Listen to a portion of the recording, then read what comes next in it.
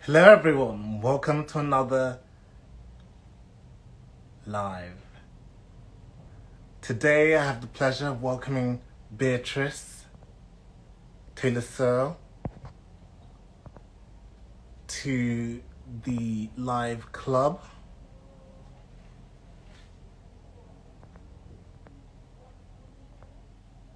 Let me just stick her on.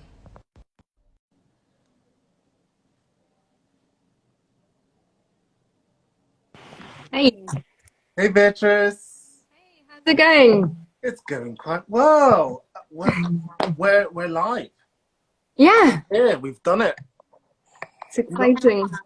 not that we haven't seen each other before today. It's not the first time we've seen each other in the course of the day, but it's always good to re-engage with someone, uh, Yeah, especially when you're going to do a project with them and you can kind of touch base beforehand. Um, exactly. how have you been? Yeah, well, busy. Um, Especially this past last month that I've been back at work and sort of back in this uh new normal. Hmm.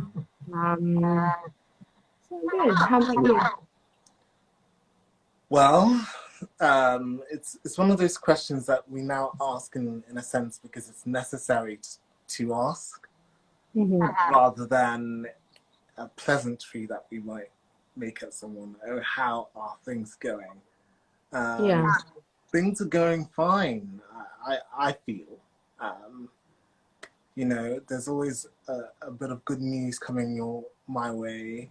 Um, so we have to keep that in the top of the list, and the rest will be the rest, won't it? Yeah, absolutely. So let me introduce Beatrice once again for those who have just joined us. Beatrice is a contemporary artist who uses technology as an aid to solve creative problems. And they usually are related to the way in which we relate. They are relational issues. And she has a penchant for always bringing in the audience somehow in that kind of Barthusian manner. Death of the author, long live the audience. And that in itself is an exciting way of channeling just creative juices. Because Hmm. I've had other technologists in before, and I always find them very exciting because art, I think technology and art need to become a little bit more married. There are people Yeah. in forensic architecture doing great things, really pushing the boundaries of what can be considered art. And Beatrice is a part of a new generation that's coding, and Hmm.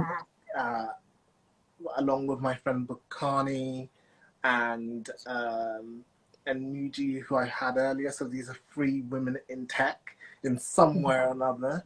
Um, and one of the real reasons why I wanted to have Beatrice on tonight is because last year we also did a show together. Yeah. The end is nigh. So this is my pre-shadowing of Mhm. and my reconnection with the end is nigh um, via via a live where I can explore with Beatrice some themes that we find interesting. Yeah. Connections sort of thing. So Beatrice, after that very wooden introduction by myself, let's get this conversation flowing. I Um, might just say something about your introduction. I feel that artists have always been very tight with new technologies and have always been the kind of people who've experimented like took something and used it the wrong way to see the new potentials of these objects. There's, for example, um, these artists who got a massive grant during the 70s, and they paid for a satellite connection between New York and LA, and it's basically the first time that Skype happened, because people were seeing each other on TV and saying, "Ah, are you in LA? Because I'm in New York," and the reaction from the audience was incredible. So in a way, artists have always been next to technology. And I like the fact that you are very clued up on these things and can bring up these amazing factoids during our conversation to kind of ground us back into reality. Because I do feel like for a long time, there is a Sisyphean moment in technology where we always try and pretend that that things are being reinvented continuously. Where that's not really the case. Technology has always been at the forefront of art, you're right. And technology being misused or differently appropriated has always also been at the forefront of the arts. Exactly. Amazing. So let's move on to the way that I like to do a live. The way I do a live is a little bit different. I like to have the work so we can see it, and then just discuss in a very natural way and allow the conversee to also have a time to speak. You can cut in at any point. It's completely free in that sense. So we've done the how are yous, we've done the introductions, now we can get into some work. I'm just clicking on something. Yeah. Well, that takes us back a year. That takes us back to the beginning. It takes us back to the library. And your interventions that I found were the most interesting. Because they, in essence, allowed for a lot more interaction between the theme, which was the end is nigh, because we were thinking, oh my God, Brexit's going to happen, and that's the biggest thing on the horizon, that's the biggest iceberg, and it was going to happen in September, then it was going to happen in not September, then it was not going to happen again, and it continued not happening, which was quite anticlimactic. But and now it's around the corner. Again, round the corner again, and this time because events have preceded themselves and have really taken hold, we have a lot more going on than just the mere threat of being cut off from our nearest and dearest on the continent. I don't know. Would you like to speak about this work first? Sure. I mean, so my practice started off in the realm of language, communication, and understanding the translation that happens between artist and viewer, or more specifically, artwork and viewer. And thinking of this question that Chris Kraus mentions in the book I Love Dick, is knowledge a desperate form of acceptance? And so is that why people go to, who are outside of the art gallery, is that why they go to an art gallery to feel more knowledgeable, to feel the opportunity of speaking about a wider range of things? Yes, continue going. Taking this information and bringing it back to this artwork. So this artwork initially started off as a projection on a ceiling for sound installation. And then it kind of went through its different transformations until it became this Braille piece. So as I said before, I'm interested in communication, but I'm interested in having a text in Italian in a room full of English people, or in this case, having a text which is in Braille, in a situation where the Braille cannot be read because exactly, but also because the Braille has to have a structural aspect, whilst this is 2D. So it becomes, you have this sort of lost in translation situation. Now I know what's written there. What was written there? What did you scroll across that? Touch me. Touch me. Oh yes, I remember. I remember, and people did try and touch it, and I had to spend a lot of time sitting on those chairs, observing our friends in the library walking around the piece and admiring it, because the Library London was a really special place in London in the sense that it allowed people to, like myself, to create projects and have a space in which we could really explore things to a finer point. For example, putting on plays, putting on music nights, putting on all sorts of things. Debauchery happened there often. My birthday was always there too. So this is a place that has a lot of history in that sense for me. So the idea of language is quite interesting to me as a person who's interested in languages and how they form. Because this work here was also in relation to one of these. Yeah. Which is a slightly different thing, Beatrice, isn't it? Than yeah. Again, this is a sort of evolution of the piece that we exhibited at the library. So this was the start of my technology endeavor. And I started playing around with face filters and thought, well, what happens if we have a face filter that is a CCTV camera? What happens if we become the CCTV cameras? Especially, without being too stereotypical, I'm half Italian, and there's the joke that in Italy we don't have as many CCTV cameras that we do have here because of old Italian women looking outside of windows. Oh, God. I love it. I love it.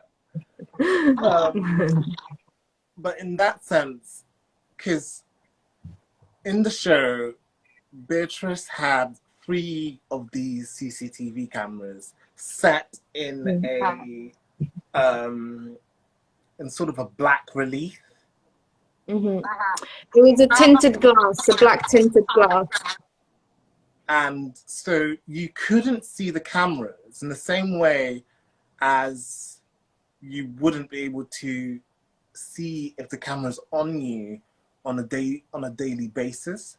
So she in so doing, she kind of plays with the viewing lines and skewers them slightly and makes them more fluid.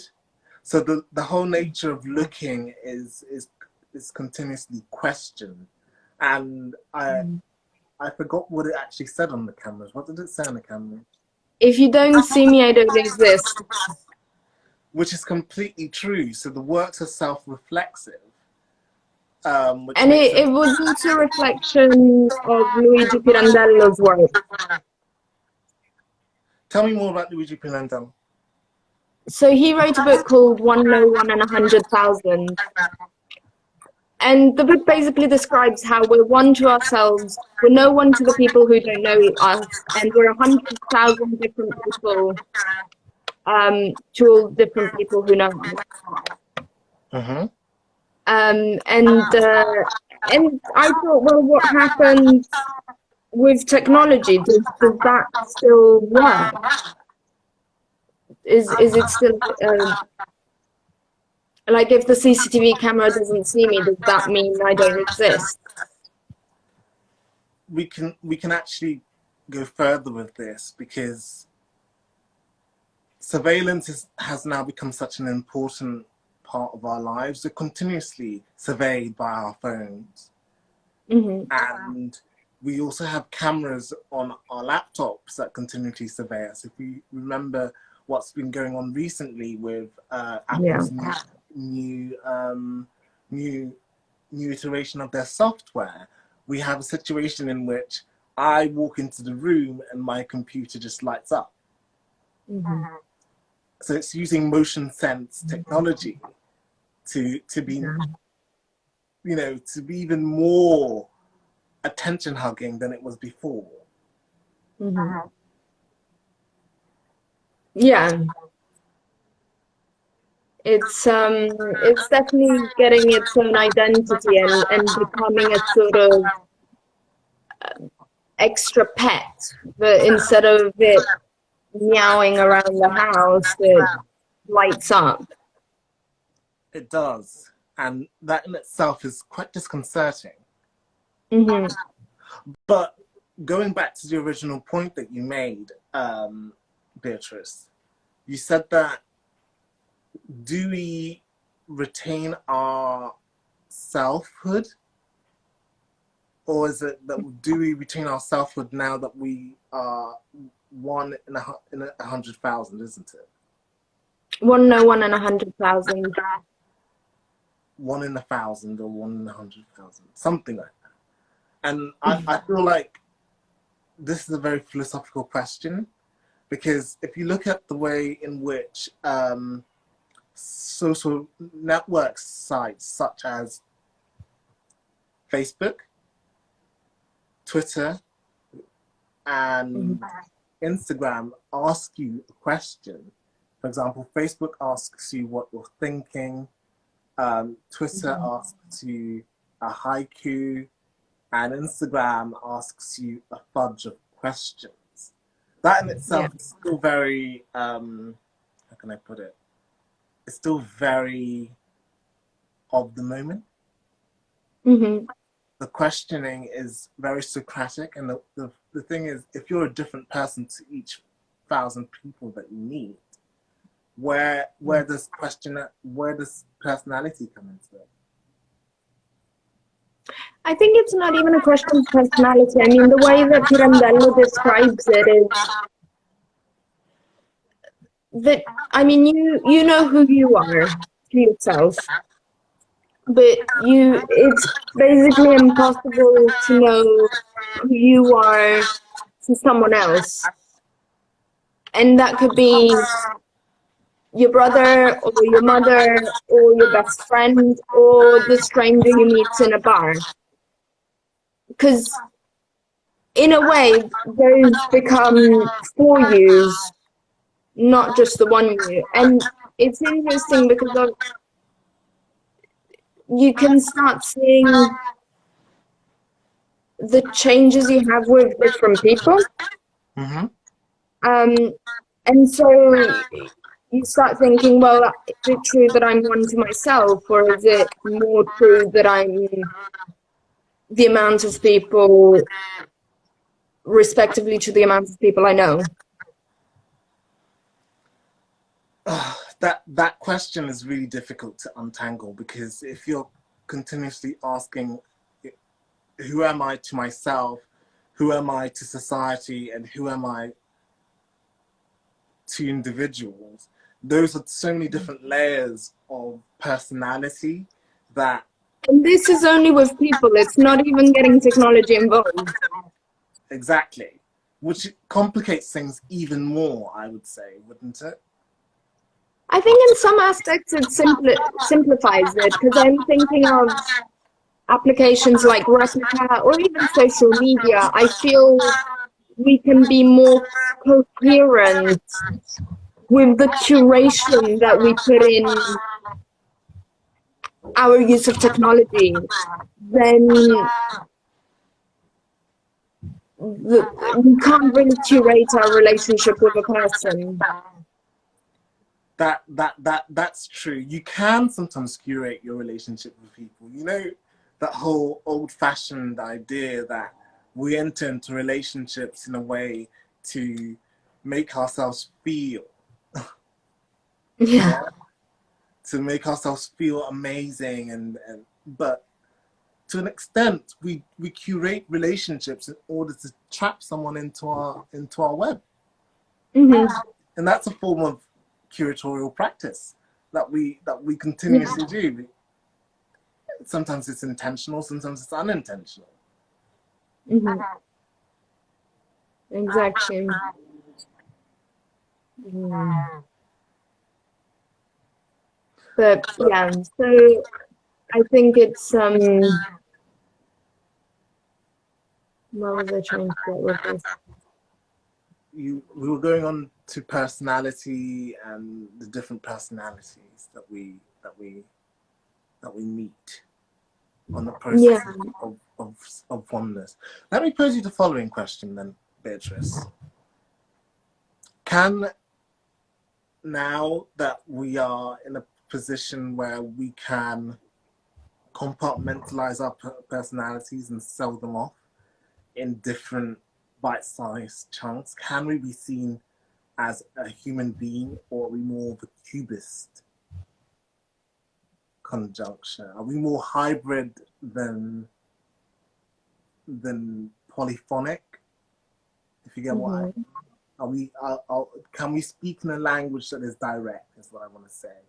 Oh no, Or are we no. speaking like I a think cubist I'd construction? like to bring up one of my favorite philosophers, which is Willem Flusser, Mm-hmm.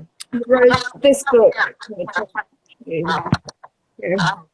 Okay, tell me what which it is says, because it's it's in the verse. surprising phenomena of human communication. Mm-hmm. And in this book, Flusser develops the thought of why human communication is a surprising phenomena. He argues that humans are the most solitary of creatures, more solitary than an octopus that lives in the middle of the sea and eagle that lives in the middle of the sky. Mm-hmm. And the reason we are the most solitary creatures is because we are aware of our own deaths, and we are aware that our own death is only going to belong to us, and no one else is going to experience it the same way that we are. So what does that tell us? That tells us that every single experience that we will encounter in life will only belong to us. And what is surprising is that we have this commitment to communication, Mm-hmm. knowing that no one will understand it to 100%. So yes, you could be an excellent communicator, but whoever is listening, first, there's an interpretation/translation issue Mm. from who's the receiver, and second, you can never transmit something to 100%. And I think this is something that artists will encounter inevitably. And it's the nice thing about art language is that a visitor or a viewer can be both passive and active Mm. in front of a conversation with an artwork. That brings me on to sort of back to the ideas that we were just discussing on baths, and I was reading your artist statement, and you were saying thank you for participating in my artist statement, which is quite an interesting way of going about not saying very much, isn't it? Because it kind of occludes the statement idea. It doesn't state anything. It states, by not stating anything, it creates a void. And in that void, as an audience, we are, in essence, having to manifest whatever it is that we are experiencing in our own minds, rather than what you want us intentionally to do. So the conversation becomes a little bit more Stunted? Okay. Do you not think? So I did write that statement in 2017, so 3 years ago, and things have changed. And I think part of that statement was more, so it's divided in 3 parts, and it's a creative writing piece of work, a sort of reflective piece of work, and then the third bit is the sort of manifesto bit, which has like 3 sets of rules on how the practice works.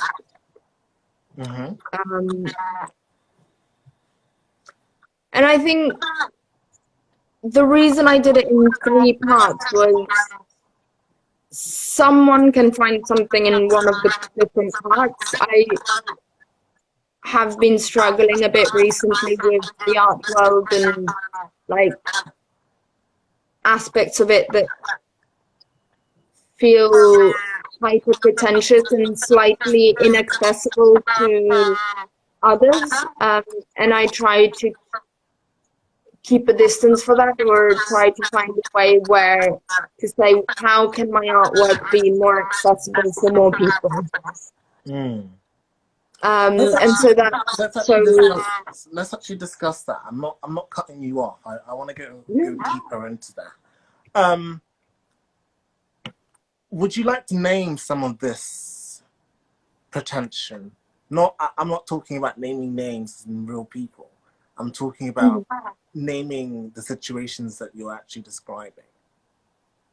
So, for example, 2 years ago, I co-founded a gallery in Bethnal Green. It's more of a gallery space. It's not necessarily a gallery. So my friend Jordan has got a garage in Bethnal Green, and we in a council estate in Hollywood House. And so we decided to bring the gallery into the council estate because we understand that the white cube can be a dominating place in a way, a place that is telling you what to think rather than allowing you to explore art at times.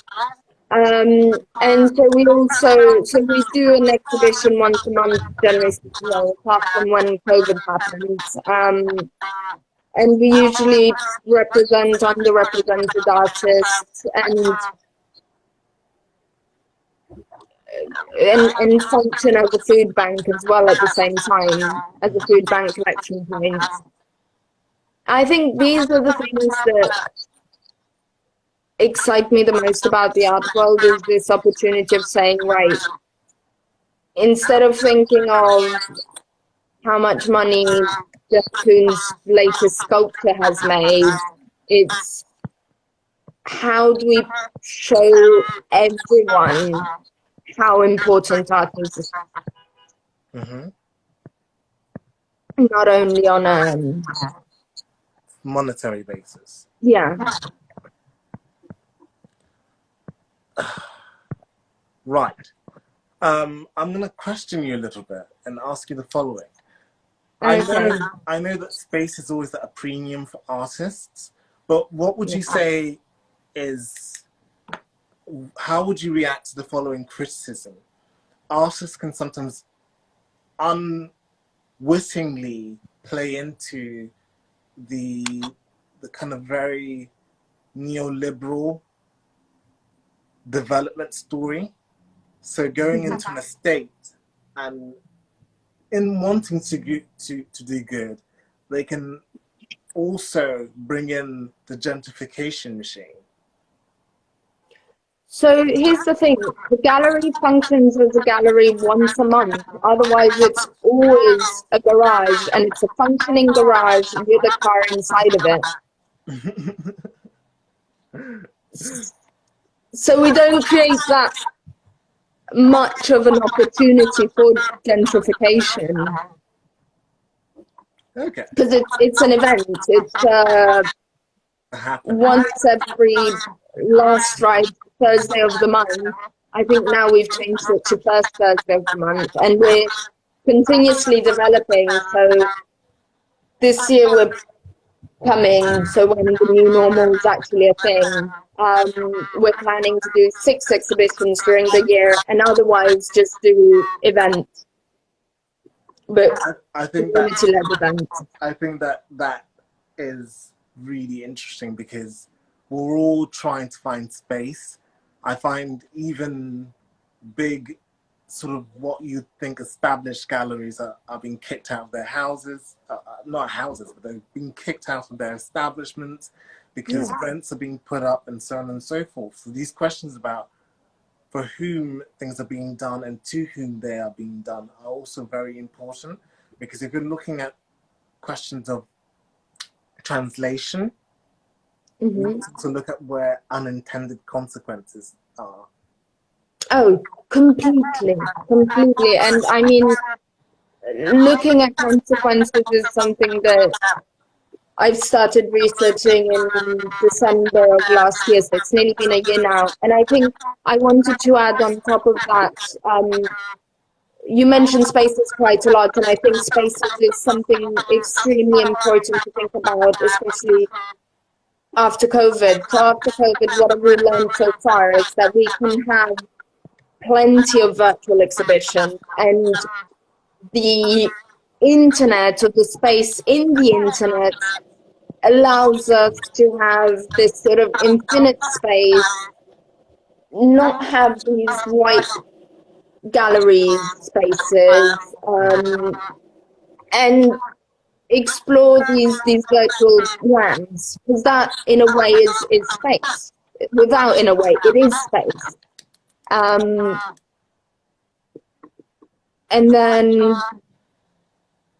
a translation, consequences. And so then we're thinking, okay, consequently, what happens if we move all of our galleries in this digital space? Oh, one of my favorite topics. Let's actually discuss that. A gallery in a digital space. How does a gallery, which is a luxury item at the end of the day, exist or coexist within a digital space? Tell me. It's a massive question. I think we've seen it's kind of become one of these things that has become boring quite quickly, or because during COVID there has been this thing of let's put something online as quickly as possible, and so without giving the opportunity of exploring this medium. And so I like the thought of saying, oh, someone who's in Cuba and someone who's in Pakistan can see an exhibition at exactly the same time, but can that exhibition only be composed of digital art, or does that exhibition become an exhibition of replicas? I want to ask you the following question, which links onto that. So, the old-fashioned model is the catalog model. Lots of galleries, when they are sort of investing in a digital format of their work, they usually have a gallery. They usually have a catalog format, which is so weird, considering that there's so much you can do in terms of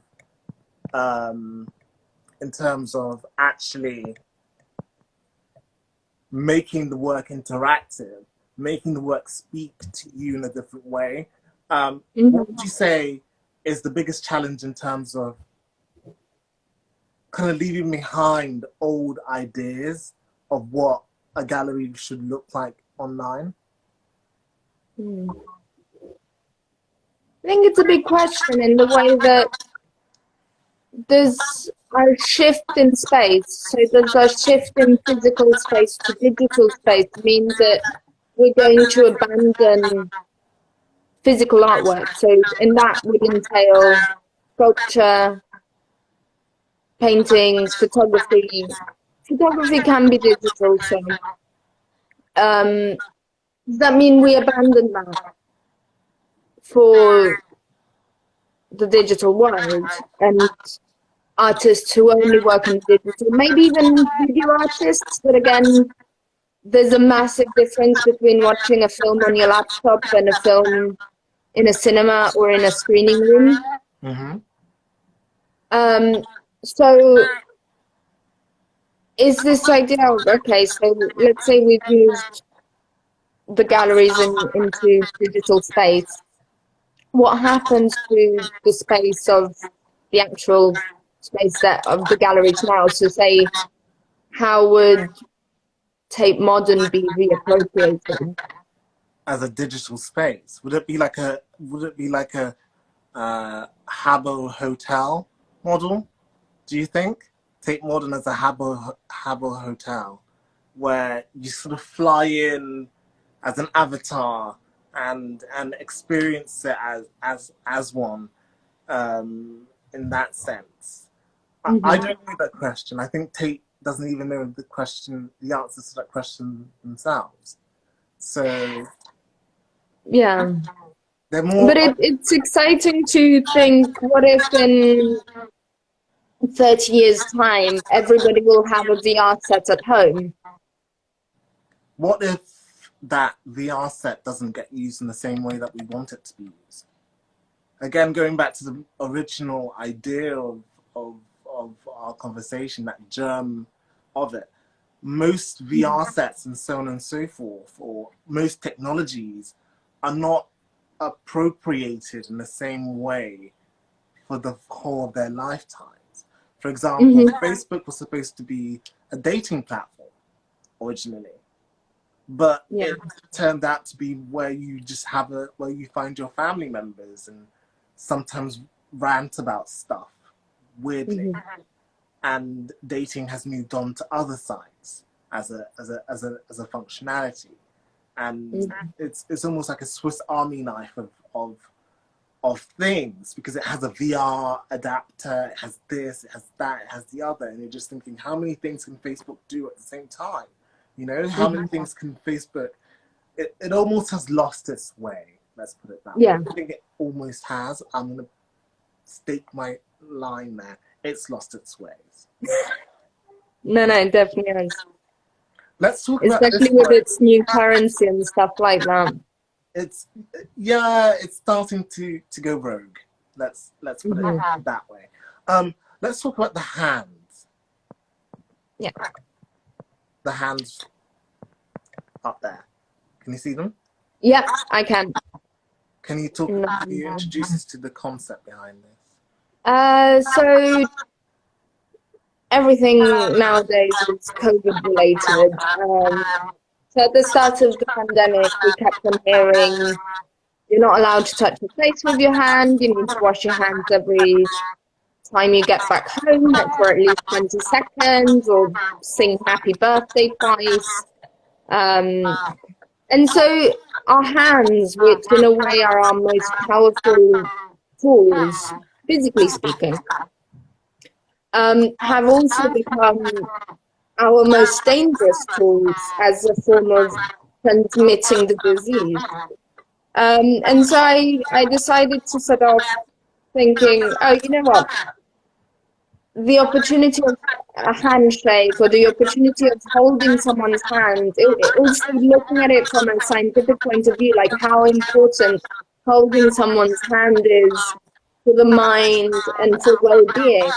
It's like, well, how do we make this happen digitally? And so this is how holding hands online happens. So it's a web application where you can log in with different people, and you just show your hands on your screen, and it detects your hand, it maps it, and it shows it to whoever is seeing you on the other side. And so you can kind of get that impression that you are holding someone's hand. And the reason it's done with dots is so that it's like atoms merging, and so that you have that feeling of being intertwined. Yeah, but it's interesting that you say that, because this technology, what was it used for originally? The technology that you employed in creating the palm prints. So, I mean, the technology I used is called MediaPipe. They do, it's done through machine learning. So it's similar We to the haven't even kind of gone to stuff. the AI problem. We're going to go to AI next, but continue. Yeah, so it is machine learning and AI. If you put them on a circular graph, they're on the same thing. So it's the same, I suppose it's the same kind of software you'd use to do facial recognition. Mm. Right. Beatrice, we had a very fiery conversation the other day on AI, because it was also on the eve of Boris Johnson doing himself an injustice and the lives of others injustices. And we're sort of glad that he managed to salvage defeat from the jaws of, not defeat from the jaws. He managed to salvage some sort of victory from the jaws of defeat. That's the phrase that I'm looking for. But AI as a thing is really quite scary because of its sheer power. Lots of people in sort of not in the media land, but in the political sphere, think that AI is the best way of deciding things. You know, AI as your best what's the word? As AI should know better than you do when it comes to voting. AI should choose what you eat. AI should dress you. AI should find your partner. Those things are very problematic, because AI, from its inception, from its sense matter, from its biases, all of these things, before you even get into creating the learning side of it, because AI needs a load of data, finds itself also taking up human prejudices. So if you have very slanted technology that's meant to look at only, how can I put it? For example, it's meant to only look at melanin on a white skin, and then it's only tried on 3 black people throughout its trial phase. And then it's used predominantly in black community to try and see where diseases are. But because from the beginning, it was not given a representative enough sample size, it will miss certain things. Which is not me trying to conjecture here. It's happened. Discuss. Yeah. Well, AI inevitably has been built with biases, but this is because it's something that has been built by white men since the 1960s. That's more or less when they've started thinking about AI, and chatbots like Eliza were created. And white men in those days weren't really thinking of consequences of the future or what their biases might have had in relationship to today. So today we end up in situations where we've got biases in ImageNet, which whoever's listening, I recommend having a look what it is. I also think it shouldn't be seen so much as an us and them situation, but a situation where collaboration can occur. And there's Kate Crawford. She's incredible. She writes some in a really poetic way about AI. She wrote an essay, long essay called Anatomy of AI, where she explains pretty much the anatomy of an Alexa. So this personal assistant that we keep in our homes, and she brings in natural things like mythology of Bolivia, which is where we get our lithium from. And she makes us think of, she tells us we're connected by the tears of a volcano through our phones, because our phones have lithium, and there's this mythology in ancient Bolivia of these volcanoes. And so that's quite poetic. But taking it back to collaboration and consequences, I think we've got a lot of media nowadays that puts us in a position where we think of an us and them when it comes to AI, rather than a position of, we're human, we are creative, we have an imagination, and instead of spending our time using our imagination thinking of all the bad things that, all the things that could go wrong, it's correct to think of all of the things that could go wrong, but I think it's also healthy to think of all the things that might go right as well. I agree. There's a lot to be said about that. Let's talk about this artwork that you selected next to me. Yeah. How would I define the rest of it's cuts out? How would you define genius? Genius, which is a very important point. I think it kind of runs as a main arch of our conversation, because we've been skirting the issue of of intelligence, in the sense, not just intelligence in the IQ level, but also intelligence in the sense of understanding, intelligentsia, intention, and like it's one of those weird phrases that its Latin term can be unraveled. And it gives you so many different verifications of what it could be. Exactly. I mean, to explain the artwork, because that photo is just a detail of the piece. This was a sort of performative piece where the viewer had to collaborate. So it was exhibited at Tate Exchange in January under the theme sale, and so I was selling questions for questions. And I was asking the viewer, write a question down. We were giving fake money. Write a question down, post it in a hole, which is part of the piece, and this would allow them to press this red button, and that would trigger this printer that you can see in the image to print out a new question. To which this new question would allow for a 5-minute conversation between myself, the artist, and the viewer. And so I saw the machine, the artwork, and this sort of technological art thing, because it was done with Arduino, and so it had to be programmed in advance. It was this bridge. Sorry? How many questions did you manage to sort of So the Arduino stored 27 questions, and it would randomly select what question would be printed out, so that every person who came up would get a different question.